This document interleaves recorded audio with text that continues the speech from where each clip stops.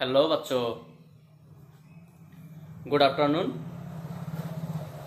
and all thank you. I hope my all प्यारी बच्चों are okay. Today we will discuss the new chapter of light. তো যাই হোক, আজকে আমরা ক্লাস 10-এর পদার্থবিজ্ঞান বইয়ে যে আলো অধ্যায়টি আছে সেই আলো অধ্যায়ের আজকে আমরা তৃতীয় লেকচার বা থার্ড লেকচার আমরা শুরু করতে চলছি। আমরা গত দুটো লেকচারে যেটা করেছিলাম, প্রথম লেকচারে করেছিলাম আলোর চ্যাপ্টারের একটা ইন্ট্রোডাকশন বা ভূমিকামূলক আলোচনা। তারপরের লেকচারে, দ্বিতীয় লেকচারে আমরা করেছিলাম যে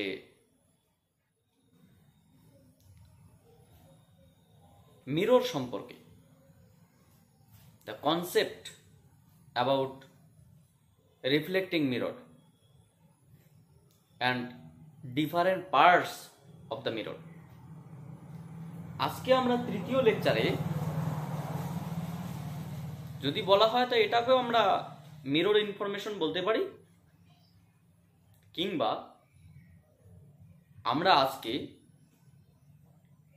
গোলীয় দর্পণে আলোর প্রতিফলন কিরূপ হয় সেই সমস্ত বিষয়ে আলোচনা করব। তাহলে আমাদের যে চ্যাপ্টারটির নাম সেটা হচ্ছে কি তোমার রিফ্লেকশন অফ লাইট। স্পেশালি আমাদের হচ্ছে গিয়ে চ্যাপ্টারটির নাম হচ্ছে গিয়ে লাইট এবং এই লাইট অধ্যায়ে আজকে আমরা প্রতিফলন ধর্মটি আলোচনা করার চেষ্টা করব। প্রতিফলন ধর্মটি আমরা আলোচনা করতে শুরু করব। তো আমাদের আজকের যে টপিকটা হচ্ছে কি, সেটা কি, the reflection of light. Reflection of light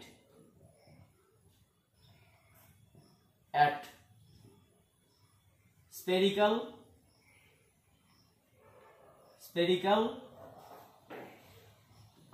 reflecting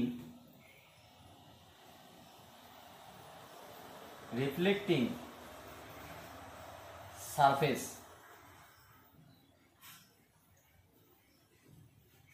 reflection of light মানে আলোর প্রতিফলন, at spherical surface মানে হচ্ছে গিয়ে at spherical reflecting surface মানে গোলীয় প্রতিফলক তলে। স্ফেরিক্যাল মানে গোলীয় প্রতিফলক তলে আলোর প্রতিফলন। প্রতিফলন তো আমরা দেখবই, কিন্তু সেটা কোথায়?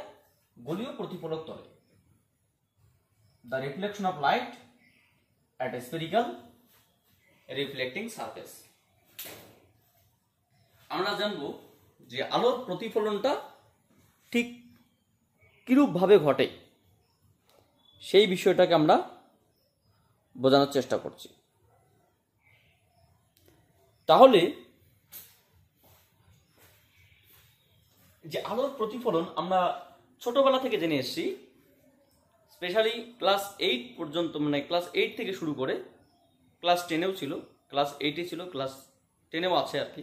তোমাদেরই অ্যাকচুয়ালি আমি ভুলেই যাচ্ছি হয়তো ক্লাস 10-এর ক্লাস এটা, হ্যাঁ ক্লাস 10-এও তোমাদের আছে এটা আর কি, প্রতিফলন। তো এখানে আমরা তার আগে একটা জিনিস জানবো প্লেন মিরর সম্পর্কে। প্লেন মিরর বা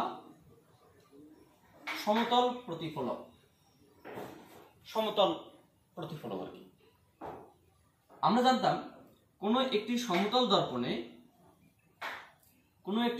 দর্পণে ঠিক এরকম একটা সমতল দর্পণ যার নামকরণ হতো M1 M2। সমতল দর্পণে যদি একটা আমরা অবিলম্ব কল্পনা করি, দর্পণের সাপেক্ষে অবিলম্ব একটা কল্পনা করি, যেটাকে আমরা N ও বিন্দু বলতে পারি, তাহলে অবিলম্বের যে মিড পয়েন্ট দর্পণের সঙ্গে সেই বিন্দুতে যদি একটা আলোক রশ্মি এখানে এসে পড়ে, তাহলে সেই আলোক রশ্মি অবিলম্বের সাপেক্ষে এইভাবে বেরিয়ে যায়। আমরা জানি এই কোণটাকে বলা হয় আপতন কোণ, এই কোণটাকে বলা হয় প্রতিফলন কোণ। এটা পি ও কিউ। এখানে তোমাদের একটা প্রশ্ন হতে পারে, স্যার আমরা সমতল দর্পণ কেন শিখছি, আমাদের তো অবতল বা উত্তল দর্পণ আছে। হ্যাঁ, আমরা ওটা শিখবো এটাকে সাহায্য নিয়ে, মানে এই যে ধর্মটা সব জায়গায় বিরাজমান। প্রথমত যে আলোর প্রতিফলন, এর প্রতিফলনের দুটো সূত্র আছে। সূত্র দুটো তোমাদের পরীক্ষায় আসবে না, বা সূত্র দুটো তোমাদের মুখস্থ করতেও হবে না, কিন্তু সূত্র দুটো বুঝতে হবে। প্রথম সূত্র হিসেবে যেটা আছে যে আপতিত আলোক রশ্মি, প্রতিফলিত আলোক রশ্মি আপতন বিন্দুতে অঙ্কিত অবিলম্ব একই সমতলে থাকে। The incident ray of light, the reflected ray of light, the point of incidence taking normal are placed in same plane. ধরা যাক এটা একটা সমতল প্রতিফলক দর্পণ, এটা একটা দর্পণ বা আয়না। এরকম করে একটা রশ্মি পাঠানো হলো, এরকম করে রশ্মিটা বেরিয়ে গেল, এরকম করে পাঠানো হলো আর এরকম করে বেরিয়ে গেল। তাহলে এখানে একটা অবিলম্ব এরকম আছে, তাহলে অবিলম্বের সাপেক্ষে যে কোণে আসলো সেই কোণে বেরিয়ে গেল। তাহলে আমরা কি বলতে পারি যে একটা সমতল দর্পণের মধ্যে একটা অবিলম্ব অঙ্কন করলাম, সেই অবিলম্বের পাদবিন্দুতে যদি একটা রশ্মি এখানে এসে পড়ে, তাহলে অবিলম্বের সাপেক্ষে যে কোণে আসে সেই কোণেই বেরিয়ে যায়। এখানে কি বলা হচ্ছে যে ইনসিডেন্ট রে অফ লাইট, যে রশ্মিটি এসে পড়লো, ইনসিডেন্ট রে অফ লাইট, যে রশ্মিটি বেরিয়ে গেল, দ্য রিফ্লেক্টেড রে অফ লাইট, প্রতিফলিত হয়ে গেল, ইনসিডেন্ট রে অফ লাইট, দ্য রিফ্লেক্টেড রে of light, the point of incidence, যেখানে গিয়ে পড়লো, the point of incidence taking normal, ওই বিন্দু যদি একটা অবিলম্ব কল্পনা করা হয় প্লেনের সঙ্গে, taking normal are placed in same plane, সবাই কি একটা তলের মধ্যে অবস্থান করে। এটা ফার্স্ট ল। সেকেন্ড ল কি ছিল? The angle of incidence, the angle of reflectance should be always equal. For reflection of light, the incidence angle and reflected angle are always equal. তাহলে আলোক প্রতিফলনের ক্ষেত্রে অবিলম্বের সাপেক্ষে আপতন কোণের মান, প্রতিফলন কোণের মান সর্বদাই সমান হয়। এই যে ধর্মটা, সেকেন্ড যে লটা আছে বা সেকেন্ড যে প্রপার্টিটি আছে, সেই প্রপার্টি বা সেই লটি আমরা এই রিফ্লেকশনের যত জায়গায় অ্যাপ্লাই করব, হরেক পয়েন্টে সমানভাবে প্রবাহিত মানে ব্যবহৃত হবে, 100% ভাবে ব্যবহৃত হবে। সূত্রটা কি? যে অবিলম্বের সাপেক্ষে আপতন কোণের মান এবং প্রতিফলন কোণের মান সর্বদাই সমান। এটা শুধুমাত্র এখানে প্রযোজ্য নয়, আমরা যতগুলো দর্পণ অ্যাপ্লাই করি না কেন, সে উত্তল বলো, অবতল বলো, সমতল বলো, যাই বলো না কেন, অভিসারী রশ্মি গুচ্ছ বলো, অপসারী রশ্মি গুচ্ছ বলো, যাই বলো না কেন, সমস্ত রশ্মির ক্ষেত্রে, সমস্ত আপতিত রশ্মির ক্ষেত্রে, প্রতিফলিত রশ্মির ক্ষেত্রে এই কোণের মান অবিলম্বের সাপেক্ষে সর্বদাই সমান। এটা আমাদের একদম ভালো করে মাথায় রাখতে হবে, কারণ এটা কিন্তু কোনো রকম ভাবে চেঞ্জ হবে না। আচ্ছা, ঠিক এইরকম ধর্মকে কাজে লাগিয়ে আমরা যদি আমরা কার্বিক মিররের দিকে যাই, আমরা সেকেন্ড স্টেপ যেটা ছিল মানে মিররের ক্ষেত্রে আমাদের সেকেন্ড স্টেপ দেখি যে কার্বিক মিররটা কি ছিল। কার্বিক মিরর বা হচ্ছে কি আমরা যে কনকেভ মিরর দেখি, এটাকে কার্বিক মিরর না বলে এটাকে কনকেভ মিরর বলি। কনকেভ মিরর, অবতল দর্পণ। অবতল দর্পণ কিরকম? অবতল দর্পণ হচ্ছে কি এরকম একটা অবতল দর্পণ, এটার নাম কি? M1 M2। যেটাকে আমরা মিরর নামে M1 M2 বলছিলাম, সেটাই M1 M2। এটা ছিল সমতল, এটা হচ্ছে অবতল। উত্তল হতে পারে, আমরা একসঙ্গে উত্তলটাও দেখাচ্ছি। হ্যাঁ, একসঙ্গে আমরা উত্তরটা দেখাচ্ছি। Convex mirror, convex mirror. আচ্ছা, কনভেক্স মিরর কিরকমটা হবে? কনভেক্স মিররটা এরকমটা হবে।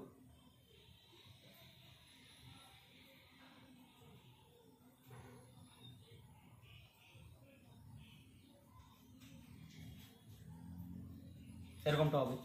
এর নাম কি হবে? M1 M2। তার মানে কি, পারদটা এইদিকে, প্রতিফলকটা এইদিকে সমতল, পারদটা ওইদিকে, প্রতিফলক এইদিকে, তাহলে এটাকে অবতলটায়, পারদ ওইদিকে, প্রতিফলক এইদিকে, উত্তলটায়। ঠিক আছে? তাহলে এখানে আমরা যে পয়েন্টটা আমরা আলোক রশ্মি মানে পাঠাতাম, সেই পয়েন্টটাকে আমরা মানে হচ্ছে কি ও বিন্দু বলতাম। এখানে ও বিন্দু বলে পার্টিকুলার বিষয় নেই, বরং এখানে একটা দর্পণের মেরু বলে একটা বিষয় আছে, যেটাকে আমরা পোল বলি। পোল, পোল এবং এই গোলীয় দর্পণটি যে গোলকের অংশ, সেইগুলোকে যদি একটা কেন্দ্র থাকে, যেটাকে আমরা বক্রতা কেন্দ্র বলি, যেটাকে আমরা সি বলতে পারি, তাহলে সি পয়েন্ট এবং পি পয়েন্টকে আমরা যদি যুক্ত করে উভয় দিকে বর্ধিত করি, তাহলে একটা রেখা পাবো, যেটাকে আমরা প্রিন্সিপাল অ্যাক্সিস, যেটাকে আমরা প্রিন্সিপাল অ্যাক্সিস বা প্রধান অক্ষ বলতে পারি, যেটাকে আমরা প্রিন্সিপাল অ্যাক্সিস বা প্রধান অক্ষ বলতে পারি, এক্স ওয়াই। ঠিক সিমিলার ওয়েতে এখানে একটা প্রিন্সিপাল অ্যাক্সিস বা প্রধান অক্ষ থাকবে, এটার নাম হচ্ছে তোমার পোল। হ্যাঁ, এখানে বক্রতা কেন্দ্র তোমার হচ্ছে এই দিকে থাকবে।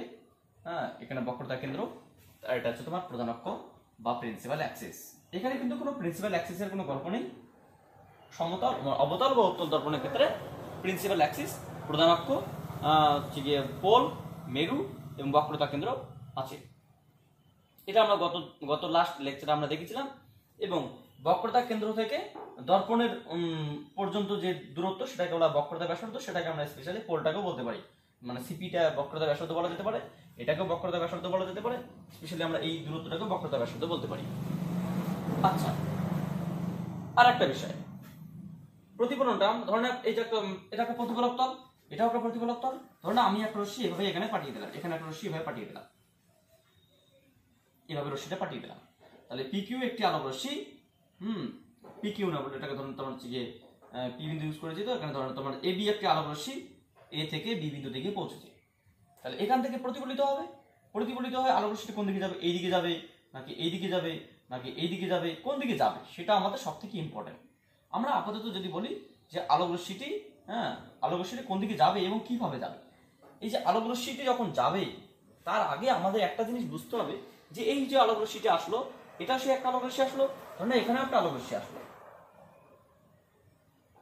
ঠিক আছে, এটা একটা আলোক রশ্মি আসলো, এটার নাম AB, বা এটার নাম আমরা AB বলছি, এটার নাম AB, এটাকে আমি বি বিন্দু বলছি, অসুবিধা নেই। তাহলে AB আলোক রশ্মি অবিলম্বের সাপেক্ষে আসলো। এবার প্রশ্ন হচ্ছে অবিলম্বের সাপেক্ষে আই কোণে আসলো। তাহলে একটা প্রশ্ন, স্যার এখানে অবিলম্বটা কোনটা? এখানে অবিলম্ব কোথায়? এখানে অবিলম্ব কোথায়? ঠিক অবিলম্ব বুঝতে গেলে আমাদের আরেকটা বিষয় একটু ছোট্ট করে জানতে হবে। আমাদের ক্লাস 10 ম্যাথামেটিক্সে একটা সম্পাদ্য রয়েছে যে বৃত্তের উপর বৃত্তস্থিত যে কোনো বিন্দুতে, বৃত্তস্থিত মানে বৃত্তের উপর অবস্থিত যে কোনো বিন্দুতে স্পর্শক অঙ্কন। ধরে নাও এটা একটা বৃত্ত, এটা একটা বৃত্ত, সেই বৃত্তের উপর অবস্থিত যে কোনো একটা বিন্দু, ধরুন আমরা একটা বিন্দু বললাম এটা P, একটা এ একটা বিন্দু। তাহলে বৃত্তের যে কেন্দ্র থাকে, কেন্দ্রের সঙ্গে এই বিন্দুটাকে আমরা যুক্ত করি, যুক্ত করে কি করি, যে কোনো ব্যাসার্ধের একটা চাপ নিয়ে এখানে কাটি, 1 2 3 4, মানে এই চাপ নিয়ে এখানে কাটলাম, এখানে একটা যে কোনো একটা চাপ নিয়ে এখানে কাটলাম, সেই চাপটাকে ফিক্সড রেখে এখান থেকে এখানে কাটলাম, এখান থেকে এখানে কাটলাম, এখান থেকে এখানে কাটলাম, আর এখান থেকে এখানে কাটলাম। কেটে যদি আমরা এই দুটো বিন্দুকে যুক্ত করি, এটার সঙ্গে এটাকে যুক্ত করি, তাহলে বলতে পারি যে এই বিন্দুতে এটা কি স্পর্শক হিসেবে কাজ করে। শুধু স্পর্শক নয়, এই যে আমরা একটা পেলাম, ধরুন এটা একটা XY, তাহলে XYটা হচ্ছে আমরা কি বললাম, ধরুন এটা তোমার হচ্ছে কি AB একটা রেখা, তাহলে ABটা হচ্ছে গিয়ে কি, ABটা হচ্ছে XY এর উপর অবিলম্ব, এটা পারপেন্ডিকুলার চিহ্ন। তাহলে কোনো বৃত্তের উপর অবস্থিত যে কোনো স্পর্শক, বৃত্তের উপর অবস্থিত যে কোনো স্পর্শক, তার অবিলম্ব অর্থাৎ ব্যাসার্ধ, মানে স্পর্শক এবং ব্যাসার্ধ পরস্পর অবিলম্ব বা 90 ডিগ্রিতে থাকে, অর্থাৎ এখানে AB এবং XY পরস্পর অবিলম্ব হয়ে থাকে। আমরা যদি এখানে একটা বিন্দু নেই, এখানে একটা বিন্দু নেই, সেখান থেকে আমরা স্পর্শক অঙ্কন করি, একটা 1 যদি স্পর্শক অঙ্কন করি, তাহলে 1 2 3 4 করি, সেটাকে আমরা যদি এখানে স্পর্শক অঙ্কন করি, তাহলে সেই স্পর্শকটা কি হবে, সেই স্পর্শকটা হচ্ছে তোমার এই স্পর্শকটা কি হবে, এই ব্যাসার্ধের সঙ্গে অবিলম্ব থাকবে। এটা আমাদের ক্লাস 10-এ একটা সম্পাদ্য রয়েছে। তাহলে আমরা এখান থেকে একটা সাধারণ ধারণা বলতে পারি যে মানে বৃত্তস্থিত যে কোনো বিন্দু সেই বিন্দুতে যে কোনো বিন্দু, এখানে একটা বিন্দু এখানে একটা বিন্দু, যে কোনো বিন্দু ব্যাসার্ধ যদি ওই বিন্দুতে টানা হয়, স্পর্শক টানা হোক আর না হোক, অর্থাৎ ব্যাসার্ধ হচ্ছে ওই বিন্দুতে মানে অঙ্কিত স্পর্শকের সঙ্গে অবিলম্ব, ব্যাসার্ধ হচ্ছে ওই বিন্দুতে অঙ্কিত স্পর্শকের অবিলম্ব, ব্যাসার্ধ হচ্ছে ওই বিন্দুতে অঙ্কিত স্পর্শকের অবিলম্ব। অর্থাৎ ব্যাসার্ধ বলতে কি, এখানে ব্যাসার্ধ বলতে বৃত্তের ব্যাসার্ধ, আর এখানে ব্যাসার্ধ বলতে বক্রতা ব্যাসার্ধ। অর্থাৎ কোন এই কারণ বক্রতা ব্যাসার্ধ কেন, কারণ এটা কোনো একটা গোলকের অংশ, সেই গোলকের যে ব্যাসার্ধ তার নাম বক্রতা ব্যাসার্ধ। Radius of curvature. তাহলে এই বক্রতার যে ব্যাসার্ধ আছে, সেই বক্রতা ব্যাসার্ধ যদি এখানে টানা হয় একটা, এখান থেকে যদি সি বিন্দুতে একটা মানে রেখা টানা হয়, তাহলে সি বিন্দুতে রেখা টানলে এই সি এর সঙ্গে এ বি রশ্মিটি যে কোণে আসলো সেটা নাম হচ্ছে তোমার আপতন কোণ। সি এর সঙ্গে এ বি রশ্মিটি যে কোণে আসলো তার নাম আপতন কোণ।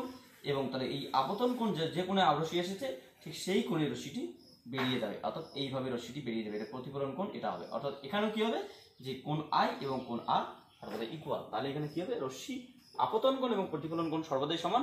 কার সাপেক্ষে, অবিলম্বের সাপেক্ষে। অবিলম্ব যদি এখানে এন বি, এখানে কোনটা বক্রতা কেন্দ্রের সঙ্গে, বক্রতা কেন্দ্র থেকে ওই বিন্দুর উপর স্পর্শক, ওই বিন্দুতে যদি একটা রেখা টানা হয় তাহলে এটাই তোমার ওখানে অবিলম্ব হিসেবে কাজ করবে। সিমিলার এখানে বক্রতা কেন্দ্র কোটা, এখানে সি থেকে যদি এখানে একটা অবিলম্ব টানা হয় তাহলে অবিলম্বটা এরকম ভাবে কাজ করবে, এরকম একটা অবিলম্ব থাকবে এখানে, তাহলে এটা একটা অবিলম্ব। তাহলে এখানে অবিলম্ব টানলে অবিলম্বের সাপেক্ষে এই কোণে আসলো, তাহলে কি হবে, যে কোণে আসলো সেই কোণে বেরিয়ে যাবে, তাহলে সেই কোণে বেরিয়ে যাবে, অর্থাৎ এইরকম রশ্মিটি এইভাবে বেরিয়ে যাবে। রশ্মিটি এর ধরনের তোমার হচ্ছে কি এ বি, এটা ধরনের তোমার হচ্ছে কি সি তো রয়েছে এখানে এ বি ডি, এখানে এ বি ডি দিকে বেরিয়ে যাবে। এখানে এ বি ডি কিউ না বলে এটাকে আমরা ডি বলছি, ঠিক আছে।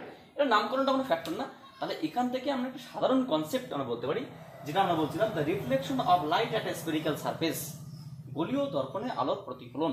এই যে প্রতিফলন ধর্মটি মেইনলি নির্ভর করছে আলোর প্রতিফলনের দ্বিতীয় সূত্র বা আপতন কোণ প্রতিফলন কোণ সমান এই শর্তটা, এবং তার থেকে বড় কথা এই যে শর্তটা আছে, এই শর্তটা কার সাপেক্ষে, অবিলম্বের সাপেক্ষে আপতন কোণ প্রতিফলন কোণ সমান।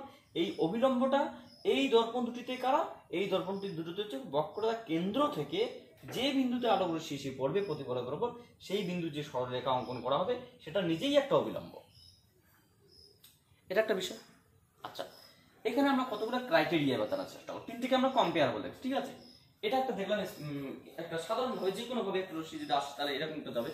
আমরা সেকেন্ড একটা ক্রাইটেরিয়া জানার চেষ্টা করব, যে রশ্মিটা যদি এরকম করে না আসে, এরকম করে আসতো, ধরে নাও আমরা জানি কি আপতন কোণ এবং প্রতিফলন কোণ সর্বদাই সমান হয়।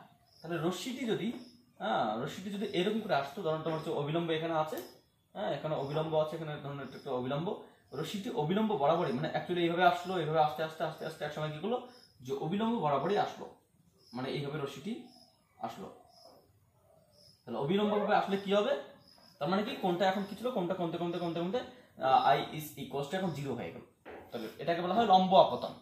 লম্ব আপতনে আপতন কোণের মান কত হয়, 0। যখন কোন একটা রশ্মি প্রতিফলকের উপর অবিলম্বভাবে আসে তখন সেটি প্রতিফলিত হয়ে সে অবিলম্ব বরাবরে বেরিয়ে যাবে, এবং সেখানে কি হবে, প্রতিফলন কোণ 0 হবে। কেন, কারণ আমরা জানি আপতন কোণ এবং প্রতিফলন কোণ সর্বদাই সমান, যেহেতু আপতন কোণ 0 তাই প্রতিফলন কোণ 0। এটাকে বলা হয় লম্ব আপতন। তাহলে আমরা এখান থেকে কি বলতে পারি, যে এটাকে বলা নরমাল ইনসিডেন্স, ঠিক আছে। রিফ্লেকশনের ক্ষেত্রে এটাকে বলা হয় নরমাল ইনসিডেন্স, নরমাল ইনসিডেন্স বা লম্ব আপতন। লম্ব আপতনে আপতন কোণের মান এবং প্রতিফলন কোণের মান সর্বদাই 0 ডিগ্রি হয়, এবং রশ্মিটি যেদিকে আসে তা সেই দিকে ফিরে যায়, যে দিক থেকে আসে সেই দিকে সেই দিক থেকে তার অভিমুখ চেঞ্জ করে বেরিয়ে যায়। আচ্ছা, ফিরে যায়, বেরিয়ে যায় না, বেরিয়ে যাওয়া মানে এদিকে চলে যাওয়া, সেদিক থেকে অভিমুখ পরিবর্তন করে সেই দিক থেকে ফিরে যায়। আচ্ছা, ঠিক একই রকম ঘটনা আমরা যদি এখানে ঘটাই এই দর্পণের ক্ষেত্রে, তাহলে এই দর্পণের ক্ষেত্রে এই রশ্মি থেকে এই যে আপতিত রশ্মি কোন দিকে আসতে হবে, আপতিত রশ্মি অবিলম্বের দিকে। তো অবিলম্ব কোনটা, এখানে অবিলম্ব হচ্ছে তোমার বিসি, বা তাহলে আমরা কি বলতে পারি, সিবি বরাবর, সি থেকে অবিলম্ব বরাবর যদি কোনো একটা আলোক রশ্মিকে আপতন করা হয়, অর্থাৎ এটা তো একটা অবিলম্ব, তাহলে কোনো একটা রশ্মিকে যদি আমরা এই দিকে আপতন করাই, মানে এরকম করে আপতিত করে দেই, তাহলে এই যে রশ্মিটি আসলো,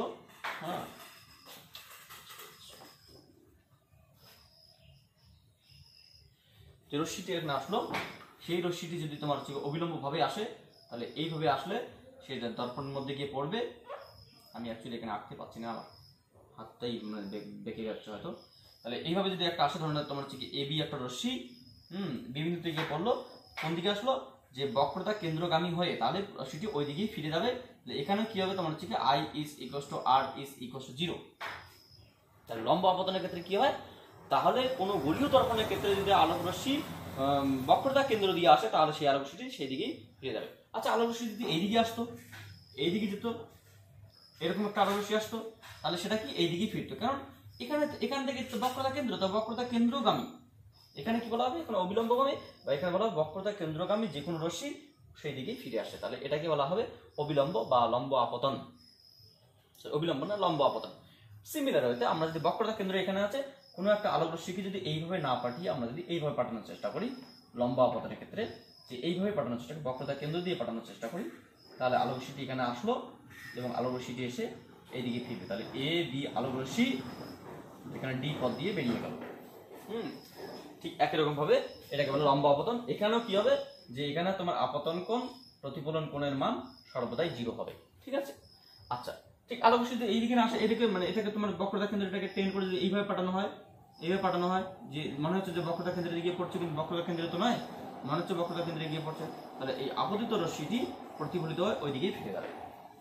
তাহলে বক্রতা কেন্দ্রগামী যে কোনো আলোক রশ্মি প্রতিফলনের পর সেই দিকেই বেরিয়ে যায়। বক্রতা কেন্দ্রগামী, কিন্তু এখানে বক্রতা কেন্দ্র মানে এটা অবিলম্ব, এখানে বক্রতা কেন্দ্র নেই, এখানে তোমার থেকে অবিলম্ব ভাবে আপতন কোণ, এখানেও আপতন কোণ 0, এখানেও আপতন কোণ 0, এখানে আপতন কোণ 0, প্রতিফলন কোণ 0, প্রতিফলন কোণ 0, প্রতিফলন কোণ 0, অবিলম্ব বরাবর বক্রতা কেন্দ্রগামী, বক্রতা কেন্দ্রগামী। বক্রতা কেন্দ্র যে যাচ্ছে না, পাঠানো হচ্ছে বলে মনে হয় এরকম। আর একটা বিষয়, এখান থেকে একটা প্রশ্ন খুব আসে পরীক্ষায়, খুব ইম্পর্টেন্ট প্রশ্ন। কি প্রশ্ন, যে কোনো, সেটা সমতল হতে পারে, অবতল হতে পারে, উত্তল হতে পারে, সবার জন্য কোনো আলোক রশ্মি যখন লম্বভাবে আপতিত হয়, অর্থাৎ বক্রতা, এমন যদি বলা হয় কোনো একটু অবতল দর্পণে বক্রতা কেন্দ্রগামী কোনো আলোক রশ্মির জন্য চ্যুতি কোণের মান কত।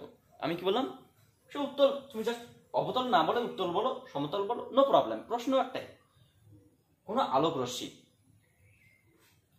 অবতল দর্পণে, কোনো আলোক রশ্মি অবতল দর্পণের বক্রতা কেন্দ্রগামী বা বক্রতা কেন্দ্র দিয়ে পাঠালে প্রতিফলনের পর সে আলোক রশ্মির চ্যুতি কোণের মান কত হয়, বা কোনো আলোক রশ্মিকে বক্রতা কেন্দ্র দিয়ে পাঠালে সে আলোক রশ্মির চ্যুতি কোণের মান কত। আচ্ছা, চ্যুতি কোণটা কি বলে আমরা জানতে হবে তার আগে, বা যেটাকে বলা চ্যুতি কোণের ইংলিশ হচ্ছে কি ডেভিয়েশন অ্যাঙ্গেল বা angle of deviation, angle of deviation বা চ্যুতি কোণ। চ্যুতি কোণ কি, চ্যুতি কোণকে অ্যাঙ্গেল অফ ডেভিয়েশনকে ডেল্টা দিয়ে প্রকাশ করা হয়, এটাকে নাম ডেল্টা, ঠিক আছে, এটার নাম ডেল্টা, এরকম চিহ্নটাকে বলা ডেল্টা, ডেল্টা দিয়ে প্রকাশ করা হয়। আচ্ছা, চ্যুতি কোণ কোনটা, চ্যুতি কোণ মানে হচ্ছে কি তোমার আলোক রশ্মিটি যেদিকে আসলো এবং যেদিকে বেরিয়ে গেল, প্রতিফলক থাকার জন্য আলোক রশ্মি যেদিকে আসলো সেই দিকে না গিয়ে প্রতিফলক থাকার জন্য অভিমুখ পরিবর্তন করলো, তাহলে যেই দিকে যাওয়ার কথা সেই দিকে না গিয়ে যতটা কোণ পরিবর্তন করলো তার নাম চ্যুতি কোণ। আমি কি বললাম বোঝা গেল না? আমি তোমাদের সাধারণভাবে বলছি একটা সমতল দর্পণ, তোমাদের একটা বলছি এটা সমতল দর্পণ, এটা সমতল দর্পণ, আমি আলোক রশ্মিকে এইভাবে পাঠিয়েছি, তাহলে অ্যাকচুয়ালি আলোক রশ্মিটি এ থেকে বি বিন্দুতে হয়ে এরকম করে সি বিন্দু হয়ে যাওয়ার কথা ছিল, এরকম করে যাওয়ার কথা ছিল আলোক রশ্মিটি, কিন্তু যায়নি কেন, কারণ এখানে একটা প্রতিফলক ছিল, এখানে একটা সমতল অবতল দর্পণ আছে, এখানে একটা উত্তল দর্পণ আছে, এখানে সমতল দর্পণ আছে। তাহলে কোনো আলোক রশ্মিকে যদি প্রতিফলকের উপর পাঠানো হয়, তাহলে সেই আলোক রশ্মিটি যেই দিকে যাওয়ার কথা সেই দিকে না গিয়ে, প্রতিফলক থাকার জন্য সেই দিকে না গিয়ে যেদিকে পরিবর্তিত হয়ে চলে গেল, যেদিকে বেরিয়ে গেল, এটা ধর্ম আছে যে আপতন কোণ প্রতিফলন কোণ সমান, এগুলো ইম্পর্টেন্ট না, মানে যেদিকে বেরিয়ে গেল, তাহলে যেদিকে যাওয়ার কথা সেই দিকে না গিয়ে যতটা কোণ বেঁকে বেরিয়ে গেল সেটাকে বলা হয় চ্যুতি কোণ, তাহলে এটাকে বলা হবে ডেল্টা। অ্যাকচুয়ালি তাহলে আলোক রশ্মি কি আসলো, একটা আলোক রশ্মি সমতল দর্পণ আছে, এইভাবে আসলো, এইভাবে এসে আলোক রশ্মিটা এইভাবে আসলো, অ্যাকচুয়ালি এইভাবে বেরিয়ে যাওয়ার কথা ছিল, এইভাবে বেরিয়ে না গিয়ে এইভাবে বেরিয়ে গেল, তাহলে এইভাবে যদি বেরিয়ে যায় তাহলে যেদিকে বেরিয়ে যাওয়ার কথা ছিল সেদিকে না গিয়ে যতটা কোণ বেঁকে গেল সেটা হচ্ছে চ্যুতি কোণ। তাহলে এবার প্রশ্ন হচ্ছে কি, চ্যুতি কোণ কি করে হিসাব করবো? চ্যুতি কোণ হিসাব করা মানে পদ্ধতি খুব সহজ, ঠিক আছে, আমরা জাস্ট একটা পদ্ধতি দেখছি, তাহলে সব জায়গায় সমানভাবে অ্যাপ্লাই হবে। ঠিক আছে, আমরা এখানেও করতে পারতাম, আমরা অন্য জায়গায় করি, অসুবিধা নেই। এখানে দেখছি আগে, তারপরে আমরা যে কোনো একটা অ্যাঙ্গেলের ক্ষেত্রে দেখছি। লম্ব আপতনের ক্ষেত্রে ত্রুটিকোণ হিসেব করতে বলা হয় সাধারণত। আমরা বললাম এখানে একটা অবিলম্ব আছে, এখানে একটা অবিলম্ব আছে। এটা একটা অবিলম্ব, তোমার হচ্ছে কি এমবি অবিলম্ব। একটা আলোক রশ্মি কি আসলো, একটা আলোক রশ্মি তোমার হচ্ছে কি এইভাবে আসলো, এ থেকে ডি বিন্দু দিকে পড়লো। আপতন কোণ কত, আই। প্রতিফলন কোণ কত, আর। এরা কি সর্বদাই সমান? অবভিয়াসলি সমান। এটা কি সর্বদাই সমান? অবভিয়াসলি সমান। কেন? কারণ এটা একটা প্রতিফলনের ধর্ম। প্রতিফলনের ধর্ম মানে আপতন কোণ এবং প্রতিফলন কোণ সর্বদা সমান হতেই হবে। কিন্তু আলোক রশ্মিটা কোন দিকে যাওয়ার কথা ছিল? আলোক রশ্মিটা এই দিকে যাওয়ার কথা ছিল, ওই দিকে না গিয়ে কোন দিকে গেল? এই দিকে এতটা বেঁকে গেল। তাহলে এটাকে কি বলা হবে? চ্যুতিকোণ। চ্যুতিকোণকে কি দিয়ে প্রকাশ করা হয়? ডেল্টা। তাহলে এটা পরিবর্তন হওয়ার জন্য কে দায়ী? প্রতিফলক দায়ী। আচ্ছা, সেটা সমতল হতে পারে, অবতল হতে পারে, উত্তল হতে পারে। তাহলে এই ডেল্টা কোণটাকে আমরা কিভাবে হিসাব করবো? আমি তো বলতে পারি যে এদিকে যদি একটা রেখাটা না হয়, তাহলে আমরা বলতে পারি যে এই যে মোট কোণ, এই কোণটা 180 ডিগ্রি। তাহলে এখন আমরা বলতে পারি যে কোণ I plus R plus delta is equals to 180। তাহলে delta is equals to 180 minus of I plus R. যেহেতু প্রতিফলনের ক্ষেত্রে সর্বদাই আই এবং আর সমান, তাহলে আমরা কি বলতে পারি যে 180 মাইনাস 2i অথবা 180 মাইনাস 2r। তাহলে আমরা প্রতিফলন কোণ বা আপতন কোণের মান যদি জানতে পারি, তাহলে চ্যুতিকোণের মান এমনিতেই হিসাব করতে পারি। কারণ 2 ইন্টু আপতন কোণ বা 2 ইন্টু প্রতিফলন কোণকে 180 থেকে বিয়োগ করে যেটা হবে সেটা চ্যুতিকোণের মান। তাহলে আমাদের শুধুমাত্র আপতন বা প্রতিফলন কোণ জানলেই হবে যে চ্যুতিকোণ কত হবে। তাহলে এবার তোমরা আমাকে একটা বিষয় বলো যে লম্ব আপতনের ক্ষেত্রে চ্যুতিকোণের মান কত? হ্যাঁ, লম্ব এটা স্পেশালি, এটা সাধারণত ইন জেনারেল যে কোনো ম্যাথামেটিক্সের ক্ষেত্রে এটাকে ডেভিয়েশন বা অ্যাঙ্গেল অফ ডেভিয়েশন বা চ্যুতিকোণ বলা হয়। ঠিক আছে, আমি এটাকে তোমাদের এখানে করে দিচ্ছি।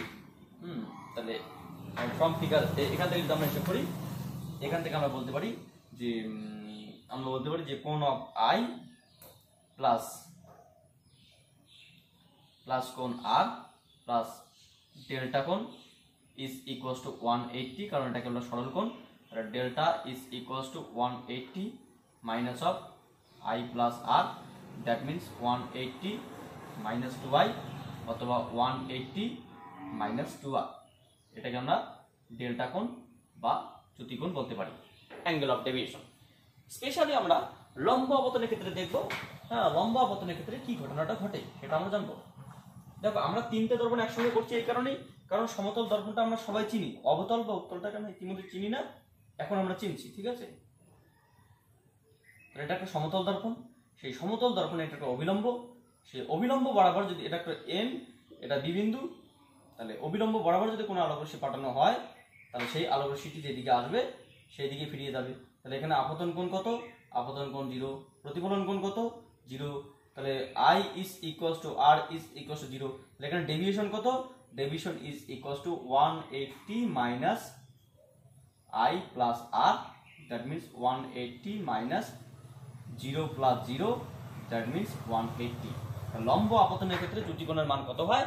চ্যুতিকোণের মান 180 ডিগ্রি হয়। কিরকম ব্যাপারটা? ধরে নাও একটা আলোক রশ্মি এইদিকে যাওয়ার কথা ছিল, এইদিকে না গিয়ে আলোক রশ্মিটি এখানে গিয়ে প্রতিফলন থাকার জন্য সে ফিরে এরকম করে, তাহলে কতটা ফিরলো? যতটা এদিকে যাওয়ার কথা, এখান থেকে কি এরকম করে 90 ডিগ্রি চেঞ্জ হলো, এরকম করে 180 ডিগ্রি, মানে যেদিকে গিয়েছিল সেদিকে ফিরে আসলো। তাহলে কি 180 ডিগ্রি কোণ ফিরে আসলো, এটাকে বলা হয় চ্যুতিকোণ। যেদিকে যাওয়ার কথা ছিল সেদিকে না গিয়ে ওইদিকে তার ওই পরিবর্তন করে 180 ডিগ্রি কোণে ফিরে আসলো, এটার নাম চ্যুতিকোণ। এখানেও তাই, লম্ব আপতন, এটাও একটা লম্ব আপতন, এটাও লম্ব আপতন, এটাও লম্ব আপতন। তাহলে লম্ব আপতনের ক্ষেত্রে চ্যুতিকোণের মান সর্বদাই 180 ডিগ্রি হবে। সে তুমি সমতল বলো, উত্তল বলো, অবতল বলো, যাই বলো না কেন। এবং সাধারণত ইন জেনারেল ডেভিয়েশন কোণ বের করার সূত্র হচ্ছে এটা। আচ্ছা, এরপরে আমরা যে কোনো অ্যাঙ্গেল দেখেছিলাম, যে কোনো অ্যাঙ্গেল হিসেবে দেখেছি, প্রতিফলন হিসেবে দেখেছি, মানে তোমার হচ্ছে গিয়ে বক্রতা কেন্দ্র অবিলম্ব বরাবর দেখলাম, যে কোনো ভাবে এসে যদি পড়ে সেটা দেখলাম। এবার আমরা যদি এখানে দেখি, এবার আমরা বলছি এরকম কতগুলো পয়েন্টে আমরা দেখি কিরকম ঘটতে পারে। ঠিক আছে, কিরকম ঘটতে পারে প্রতিফলনের ক্ষেত্রে। তাহলে একটা পয়েন্ট আমরা যদি বলি যে অবিলম্বের সাপেক্ষে, হ্যাঁ, এটাকে যে আমরা একটা বিন্দু বলে অবিলম্ব যদি বলা থাকে, এটা তোমার হচ্ছে গিয়ে এনডি। তাহলে একটা আলোক রশ্মি এইভাবে আসলে সেই আলোক রশ্মিটি আপতন কোণ যে কোণ হয় সেই কোণেই ফিরে দেয়, এ বি ডি, এই কোণে বেরিয়ে দেয়। এখানে যদি আলোক রশ্মিটি, এটা তো বক্রতা কিন্তু এখানে থাকে, পোলেই যদি এইভাবে এসে পড়ে, তাহলে পোলে এসে পড়লে কি হবে, পোলে এসে পড়লে আলোক রশ্মিটি, কারণ এটা একটা তোমার হচ্ছে এটা নিজেই অবিলম্ব, কারণ সি থেকে পি এটা একটা অবিলম্ব, এটা আপতন কোণ, তাহলে পোল থেকে ঠিক একই রকম কোণে বেরিয়ে যাবে।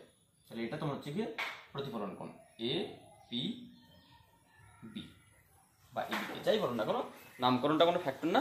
তাহলে পোলে এসে পড়লে প্রধান অক্ষের সঙ্গে যে কোনো এসে পড়ে কোনো একটা আলোক রশ্মি যদি পোলে অবতল বা উত্তল দর্পণের পোলে এসে পড়ে, পোল বা মেরুতে এসে পড়ে, তাহলে আলোক রশ্মিটি প্রধান অক্ষের সাপেক্ষে যে কোণে আসে সেই কোণে বেরিয়ে যায়। সিমিলার হইতে যদি এখানে একটা কোনো একটা আলোক রশ্মি এখানে এসে পড়ে, তাহলে সেই আলোক রশ্মিটি যে কোণে আসে সেই কোণেই বেরিয়ে যায়। নামকরণটা সেটা হতে পারে A P B and etcetera, হ্যাঁ A P B and etcetera. তাহলে আমরা যদি বলি যে কোনো অ্যাঙ্গেলে গিয়ে পড়লে সেটা সি থেকে ওই বিন্দুতে অবিলম্ব অঙ্কন করতে হবে, অবিলম্বের সাপেক্ষে যে কোণে গিয়ে পড়লে সেই কোণ থেকে বেরিয়ে যাবে। আর হচ্ছে গিয়ে আমরা দেখলাম যে পোলে এসে পড়লে প্রধান অক্ষের সাপেক্ষে যে কোণে আসে সেই কোণে বেরিয়ে যাবে। সিমিলার হয়ে এখানে এবং এখানে কি হয়, এখানে তো সাধারণত আমরা জানি, ঠিক আছে। তো যাই হোক, আমরা এই পর্যন্তই আমরা রিফ্লেকশনের পার্টটা রাখছি। আমরা পরবর্তী নেক্সট লেকচার বা লেকচার নম্বর 4-এ এই রিফ্লেকশনের আরেকটা স্পেশাল পার্ট, যদি আলোক রশ্মি দর্পণের উপর প্রধান অক্ষের সমান্তরালে এসে পড়ে, এখানে তো সমান্তরালের ব্যাপার নেই, এই অবতল বা উত্তল দর্পণের উপর সমান্তরালে এসে পড়ে, তখন দেখবো যে ফোকাস বিন্দু তৈরি হবে। তাহলে আমরা আগামী লেকচারে ফোকাস বিন্দু কি, ফোকাস তল কি, মুখ্য ফোকাস কি, গৌণ ফোকাস কি, ফোকাস দূরত্ব কি, মানে হচ্ছে গিয়ে অভিসারী রশ্মিগুচ্ছের জন্য তোমার হচ্ছে প্রতিবিম্ব কিভাবে গঠিত হয়, অপসারী রশ্মিগুচ্ছের জন্য প্রতিবিম্ব কিভাবে গঠিত হয়, এই সমস্ত বিষয় নিয়ে আমরা পরবর্তীতে আসবো। সো এটা তোমরা দেখো। So thank you for watching my video and wait for next classes.